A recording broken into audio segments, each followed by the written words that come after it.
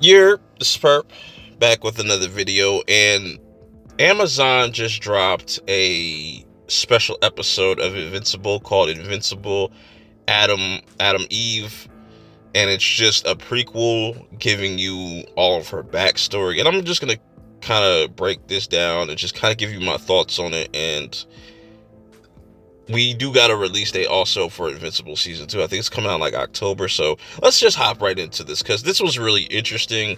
You know, we see her mom about to give birth, and we have this doctor, I think his name is Dr. Brandyworth, and him just trying to look out for Eve's mom, or Sam's mom, and she obviously doesn't make it through this whole process of giving birth.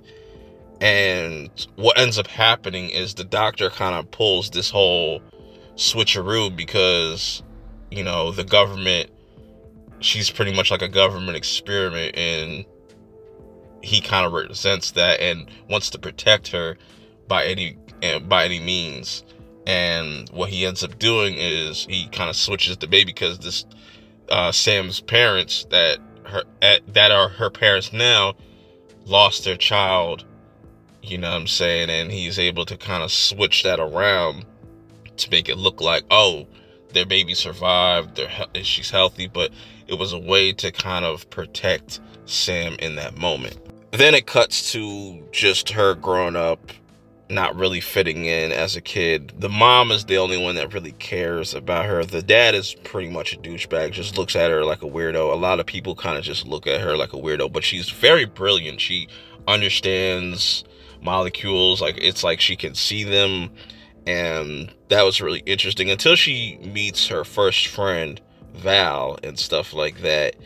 And then as we transition into her actually tapping into her power, you know, her power is being unlocked, and she figuring out, like, yo, I could turn this sandwich into a hamburger, or I could turn this book into glass right back into a regular book, and tries to show Val this, but she gets really freaked out and just kind of runs off. And now she's kind of back to being alone, which then leads her to, you know, becoming her own superhero.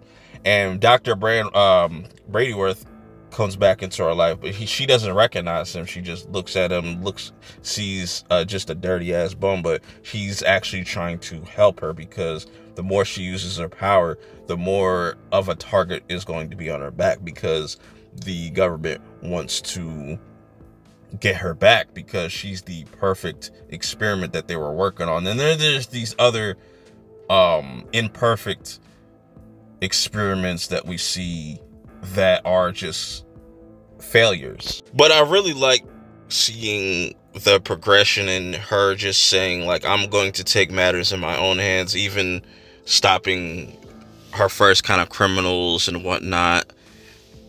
But you could definitely tell that she's not as polished as she is now, obviously, because she's just kind of tapping into this power and seeing what it can do. And it kind of really works like a Green Lantern, but in this case, like, she can literally do whatever with her powers, because she can just like take a person, destroy their whole entire self, or just deconstruct something from the inside out.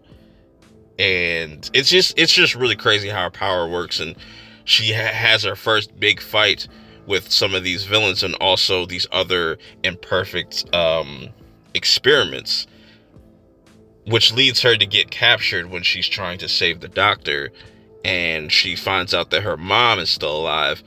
And this makes her turn Super Saiyan at this moment. She kind of snaps, and I really like the animation here.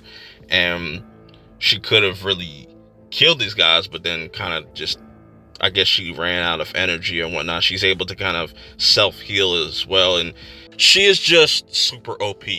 Her abilities and what she's able to do is insane, and I'm curious to see if she's going to have to use this form in season 2, and they're just kind of showing this to us early.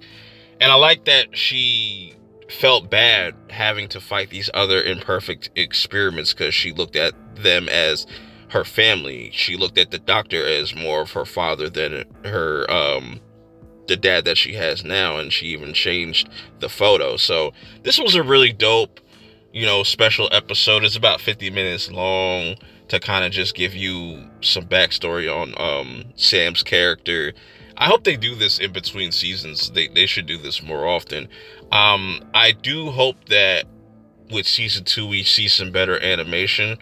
They had enough time to kind of work on what they built off from the first season. So there should be no excuse on just the animation looking the same.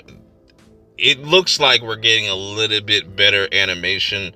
Like, I just don't want to see all the budget just going to just the actors. I would like to see them actually improve on the animation, do some more innovative stuff. It's pretty average still, even with this special episode. There was some cool little shots here and there, but let me know how you guys feel about this episode, and are you looking forward to season 2? Till next time, I will see y'all in the next video. Peace.